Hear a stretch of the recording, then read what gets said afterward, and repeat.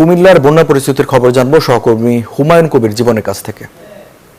টানা বৃষ্টির কারণে কুমিল্লা গোমতী নদীর দুই পারে যে শত শত বাড়িঘর আছে সেই শত শত বাড়িঘর কিন্তু এখন পানির নিচে তলিয়ে গেছে এবং আমরা যেটি জানতে পেরেছি যে ভারতীয় উজার পানির কারণে কিন্তু এই টানা পানি গোমতী নদীতে আসার কারণে কিন্তু নদীর দুই পারে যে শত শত বাড়িঘর রয়েছে সেই শত শত বাড়িঘর কিন্তু পানির নিচে রয়েছে এবং এই দুই পারের মানুষ কিন্তু এখন রাস্তায় আশ্রয় নিয়েছেন এবং আমরা যেটি জানতে পেরেছি যে স্থানীয় প্রশাসনও তাদেরকে বলেছে যে বিপদ সীমা অতিক্রম করতে পারে পানি, সেই জন্য তাদেরকে সতর্ক অবস্থায় থাকার জন্য বলা হয়েছে। তো যতটুকু আমরা জানতে পেরেছি যে অসংখ্য পরিবার কিন্তু নিঃস্ব হয়ে গেছে এবং তারা কিন্তু এই পানিবন্দী হওয়ার কারণে ঘরের থেকে কিন্তু কোনো আসবাবপত্র তারা নিতে পারেননি। আমরা একটু কথা বলতে চাচ্ছিলাম এখানে যারা বসত করতেন, আপনার যে ঘরে পানিতে তলিয়ে গেছে আপনি কি কিছু নিতে পেরেছেন কিনা? জি না, আমরা কিছু নিতে পারি নাই। আর আমরা জানতাম না যে এত তাড়াতাড়ি যে পানিটা বাইরে যাইব, কারণ আমরা তো কাজ করি, বাসায় কাজ করি, দিন আনি দিন খাই।